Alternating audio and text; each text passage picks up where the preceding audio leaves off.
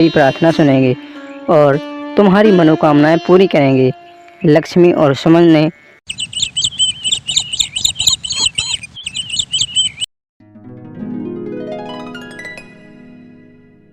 एक छोटे से गांव में एक साधारण परिवार रहता था। परिवार में एक माँ और उसकी बेटी थी जिनका नाम लक्ष्मी और सुमन था। वे दोनों घर भगवान शिव की परम भक्त थीं। लक्ष्मी और सुमन ने पूरे साल शिव की भक्ति में अपना जीवन समर्पित कर दिया था, लेकिन सावन के महीने में उनकी भक्ति और भी गहरी हो जाती थी। हर साल की तरह इस साल भी सावन का महीना आया। लक्ष्मी और सुमन ने व्रत रखने की और शिवलिंग पर जल चढ़ाने की तैयारी की। गांव में एक प्राचीन मंदिर था जहां हर साल सावन में भक्तों की भीड़ उमड़ती थी। लक्ष्मी और सुमन भी वहां नियमित रूप से जाती थीं और भगवान शिव की आराधना करती थीं। अरे बहन, जब से इस सावन का महीना आता है ना, मुझे तो इतना अच्छा लगता है कि बहुत ही खुश होता हूँ मैं तो। अरे सुमन बिटिया, जैसे जैसे जब सावन का महीना आता है ना, तो उतना ही मुझे इतना अच्छा लगता है कि बहुत ही खुश हो जाता हूँ। और मुझे तो ना भगवान शिव की पूजा करने में बहुत अच्छा लगता है। और सावन सोमवार की तो बात ही अलग है। देख बेटी, अगर मैं ये सावन सोमवार उपास नहीं करूँगा, मेरी मनोकामनाएं पूरी नहीं हो सकती। अरे बहन, तू यह क्या कर रही है काकी? तू यहाँ पर बैठ के बहुत से भक्ति करती है। पता है कुछ मिलता है तुझे इससे भक्ति में कि नहीं? अरे छोटे भैया, अगर शिव भक्ति में कुछ मिलता नहीं, इस सावन का महीना है भैया, इस सावन सोमवार उपवास करती हूँ मैं, क्योंकि मेरी मनोकामनाएं पूरी हो जाएं। अरे बहन, अगर इस सावन सोमवार उपवास करने में मनोकामनाएं पूर्ण होती होंगी तो पूरा गांव उपवास करता। और तुमको पता है ऐसे कुछ नहीं होता। अरे काका जी, तुमको क्या पता, हम लोग उपवास करते हैं। मेरी माँ और मैं उपवास करती हूँ, तो मैं ही करती हूँ। तुम लोग मत करो, क्योंकि मेरे को ये सब कुछ करना आता है।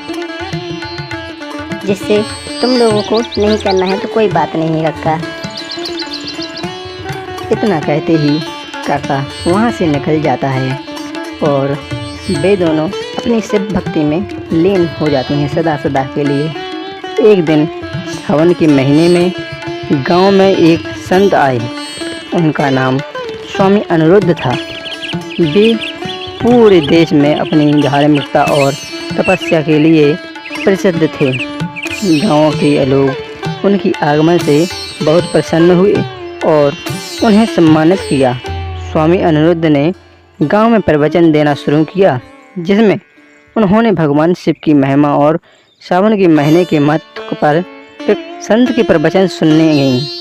स्वामी अनिरुद्ध ने उनके भक्ति और समर्पण को देखकर कहा, तुम दोनों की भक्ति और श्रद्धा देखकर मैं अत्यंत प्रसन्न हूँ। भगवान शिव अवश्य तुम्हारी प्रार्थना सुनेंगे और तुम्हारी मनोकामनाएं पूरी करेंगे। लक्ष्मी और सुमन ने संत का आशीर्वाद लिया और बोला, अधिक श्रद्धा और भक्ति के साथ भगवान शिव की पूजा में लीन हो गई। उन्होंने सावन के सोमवार के व्रत को बहुत ही कठोरता से निभाया और हर दिन शिवलिंग पर जल चढ़ाया। उनकी भक्ति देखकर गांव के लोग भी प्रेरित हुए और उन्होंने भी भगवान शिव की पूजा में शामिल होने का निश्चय किया। सावन का महीना समाप्त होते होते लक्ष्मी और सुमन की सभी मनोकामनाएं पूरी हो गईं। सुमन की शादी एक अच्छे परिवार में हो गई और लक्ष्मी को भी अपने पुराने कर्ज से मुक्ति मिल गई। गांव के लोग यह देखकर आश्चर्यचकित हो गए और उन्होंने भी भगवान शिव की भक्ति में अपना जीवन समर्पित कर दिया। सावन का प्रभावित कहानी का संदेश बहुत स्पष्ट है। भक्ति और श्रद्धा से की गई पूजा अवश्य फलदायी होती है। सावन का महीना हमें यह सिखाता है कि यदि हम सच्चे दिल से भगवान की आराधना करें और अपने कर्तव्यों का पालन करें तो हमारी सभी कठिनाइयां दूर हो सकती हैं। सावन के महीने का प्राकृतिक सौंदर्य और धार्मिक महत्व मिलकर इसे एक अनोखा अनुभव बनाते हैं। जब हम अपने आसपास की हरियाली और बारिश की बूंदों को देखते हैं तो हमें भगवान शिव की महिमा और उनकी कृपा का अनुभव होता है। सावन का महीना हमें यह भी याद दिलाता है कि जीवन में कठिनाइयाँ और चुनौतियाँ को आती रहती हैं, लेकिन यदि हम धैर्य और विश्वास के साथ उनका सामना करें तो सफलता अवश्य मिलेगी।